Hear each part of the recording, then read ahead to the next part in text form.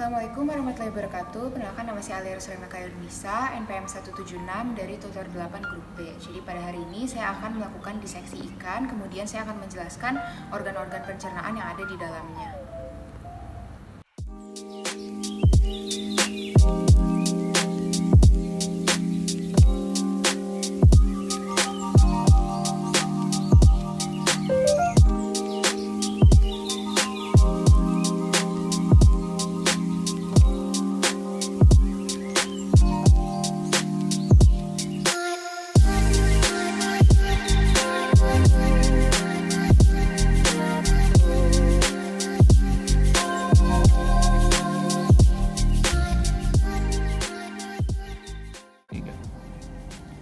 Baik, berikut merupakan organ-organ pencernaan dari ikan. Jadi, untuk proses pencernaan pada ikan sendiri, pertama diawali di mulut, di mana pada mulut ini terdapat gigi-gigi kecil disertai juga lidah. Kemudian, nanti di mulut akan terjadi pencernaan secara mekanik. Kemudian, makanan akan diteruskan dari mulut menuju ke esofagus. Di sekitar sini, yang esofagus ini lokasinya berada di antara insang. Kemudian dari sini makanan akan masuk ke dalam lambung. Esofagus tadi gunanya hanya untuk menyambungkan makanan dari mulut ke arah lambung. Kalau di sini esofagusnya tidak dapat terlihat karena tertutup oleh insang. Nah, berikutnya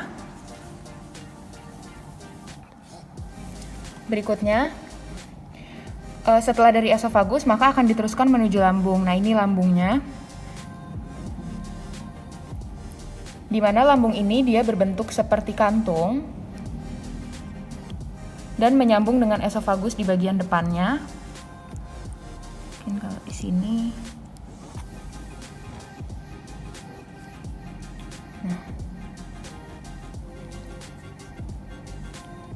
Nah, ini bisa dilihat di bagian depannya. Menyambung ke esofagus di bagian depan sini menuju ke mulut. Nah, kemudian di lambung ini terjadi pencernaan secara mekanik dan kimiawi. Mekaniknya itu dilakukan oleh kontraksi dari dinding lambung, sedangkan yang kimiawinya itu dilakukan oleh hormon, asam lambung, dan enzim-enzim pencernaan. Setelah dari lambung, makanan akan berbentuk kimus menuju dan masuk ke usus. Di sini ususnya sangat jelas. Nah, ini ususnya ya. Di sini terlihat dia nyambung dari lambung menuju usus.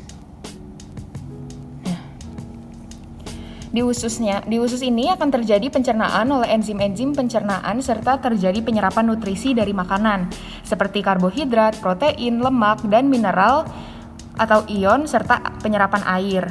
Nantinya makanan tersebut akan disalurkan menuju ujung yaitu rektum.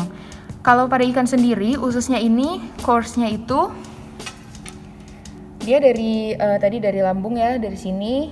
Kemudian dia akan seperti mengelilingi hati. Ini hatinya. Nih, bisa dilihat ya tadi dari sini. Kemudian akan ke bawah sini. Nih ya, saluran yang ini. Dia akan ke depan dulu. Kemudian nanti dia akan ke belakang lagi. Nih. Yang ini depan, kemudian dia nanti akan ke belakang nih salurannya hingga menuju ke rektum. Nih nyambung ya, bisa dilihat ini sambungannya. Kemudian nanti setelah jadi feses nanti dia akan disalurkan menuju rektum ini, kemudian akan dikeluarkan melalui anus di sebelah sini. Nah, berikutnya untuk organ aksesoris dari pencernaan pada ikan sendiri, yang pertama di sini yang paling besar terlihat jelas adalah hati. Ini hati. Nah, hati ini berfungsi sebagai penetral toksin dan juga sebagai tempat memproduksi cairan empedu yang akan disalurkan ke kantung empedu. Di samping berperan sebagai pencernaan, hati juga berfungsi sebagai gudang penyimpanan lemak dan glikogen. Berikutnya di bawah hati ini ada kantung empedu yang berwarna gelap ini, yang besar. Nah, ini. Ya. Nah, kantung empedu ini fungsinya untuk menyimpan cairan empedu yang dihasilkan oleh hati. Di mana cairan empedu ini warnanya kehijauan seperti yang terlihat di sini ada rona-rona hijau. Fungsinya adalah untuk mengemulsi lemak. Selain itu, ada juga di sini yang terakhir mungkin adalah limpa. Ini bentuknya kecil dan berwarna merah keunguan. Letaknya dekat hati. Nah, ini.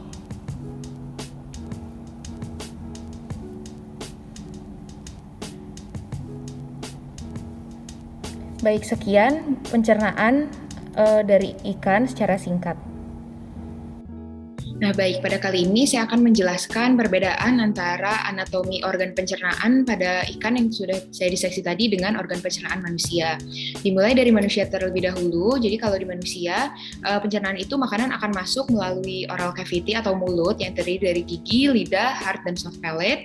Kemudian makanan selanjutnya akan masuk ke daerah esophagus, yaitu saluran panjang yang menghubungkan mulut dengan lambung, di mana di sini akan terdapat gerakan peristaltik yang berfungsi untuk mendorong makanan masuk ke lambung. Di lambung, makanan akan dibantu oleh enzim pencernaan, salah satunya juga ada asam lambung atau HCl yang untuk kemudian membentuk makanannya menjadi kimus. Kemudian kimus ini akan masuk ke bagian usus halus atau small intestine, di mana di usus halus ini akan terjadi pencernaan secara kimiawi yang dibantu oleh enzim pencernaan dan juga penyerapan nutrisi dan penyerapan air. Selain itu, makanan akan masuk ke large intestine yang terdiri dari cecum, kemudian kolon yang terdiri dari ascending, transverse, descending, dan sigmoid colon. Kemudian akan masuk ke rektum dan dibuang melalui anal kanal.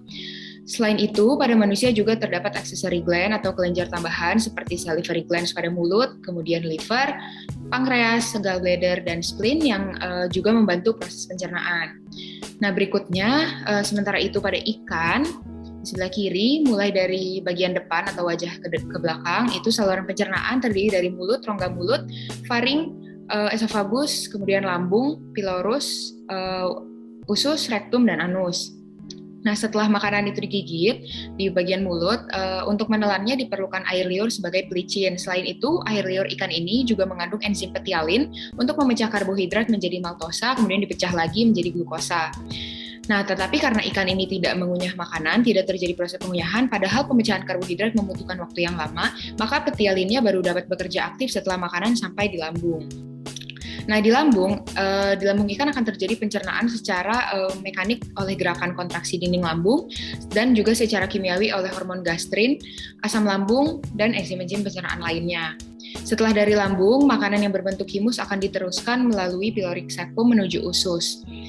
Nah, mungkin ini juga yang salah satu perbedaannya dengan manusia, di mana pada ikan terdapat pyloric cecum. Nah, setelah dari pyloric cecum kemudian diberikan ke usus, nah di usus ini makanan akan dipecah menjadi bentuk yang lebih sederhana secara kimiawi oleh enzim-enzim pencernaan. Di usus juga terjadi penyerapan nutrisi dari makanan dan juga terjadi penyerapan air. Berikutnya, makanan akan mengalami perubahan menjadi feses yang disalurkan ke rektum dan dibuang melalui anus.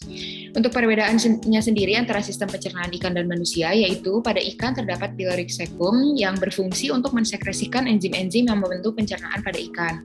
Selain itu, juga pada ikan tidak terdapat salivary gland untuk membantu pencernaan makanan dalam mulut. Baik, mungkin sekian untuk perbedaan organ pencernaan ikan dan manusia. Baik, sekian penjelasan mengenai organ pencernaan pada ikan dan juga perbedaannya dengan organ manusia. Kurang lebihnya mohon maaf. Wassalamualaikum warahmatullahi wabarakatuh.